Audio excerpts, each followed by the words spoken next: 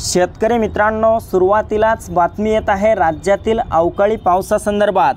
उद्या 8 मे 2025 गुरुवार उद्याच्या दरम्यान राज्यातील अवकाळी पावसाचा जोर काही भागांमध्ये वाढलेला बघायला मिळेल।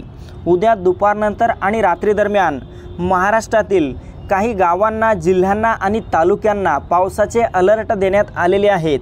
वादळी वाऱ्यासह आणि विजांच्या कडकडाटासह अतिशय जोरदार स्वरूपाचा पाऊस आपल्याला उद्या या भागांमध्ये झालेला बघायला मिळेल।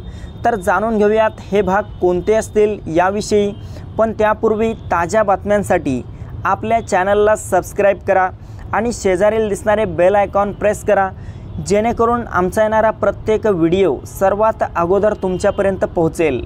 मित्रांनो, जाणून घेऊयात उद्याचा अंदाज। हा पाऊस उद्याच्या दरम्यान कोणत्या भागात होणार याविषयी व्हिडिओ अतिशय महत्त्वपूर्ण आहे। व्हिडिओला कुठेही स्किप न करता पूर्ण बघा। तर मित्रांनो, सविस्तर माहिती अशी की उद्याच्या दरम्यान संपूर्ण उत्तर महाराष्ट्र हा खानदेशाचा भाग आपण या ठिकाणी पाहू शकता। येथे मोठ्या जोरदार पावसाची शक्यता असणार आहे। यामध्ये नाशिक, मालेगाव, नंदुरबार, धुळे, जळगाव, चाळीसगाव, मनमाड तसेच उत्तर महाराष्ट्रातील इतरही भागांमध्ये मोठा जोरदार मुसळधार पाऊस आपल्याला उद्या परवा 2 दिवस झालेला बघायला मिळेल।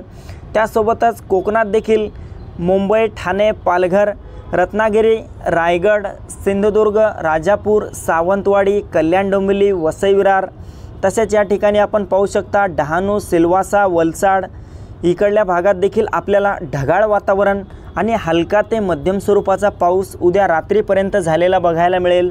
मध्य महाराष्ट्रातील अंदाज पाहायचे झाले तर आपण या ठिकाणी बघू शकता मध्य महाराष्ट्रामध्ये पुण्याचा भाग तसेच अहिल्यादेवी नगर, सातारा, सांगली, कोल्हापूर एकंदरीतच संपूर्ण मध्य महाराष्ट्रात देखील आपल्याला उद्या ढगाळ वातावरण आणि काही परिसरामध्ये हलका पाऊस भाग बदलत झालेला बघायला मिळेल।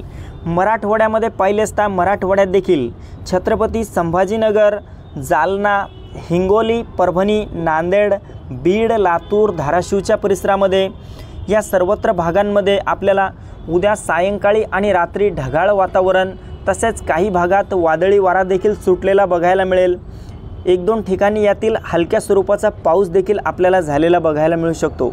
विदर्भात पाहिले असता विदर्भात मात्र मोठ्या पावसाची शक्यता असणार नाही, मात्र ढगाळ वातावरण उद्या रात्री दरम्यान विदर्भात देखील असेल। नागपूर, चंद्रपूर, गडचिरोली, गोंदिया, भंडारा, यवतमाळ, वर्धा, वाशिम, बुलढाणा एकंदरीतच विदर्भाच्या सर्वत्र परिसरामध्ये आपल्याला पुढील 2 ते 3 दिवस अधूनमधून ढगाळ वातावरण निर्माण झालेले बघायला मिळेल। मात्र मोठा जोरदार पाऊस कुठेही असणार नाही।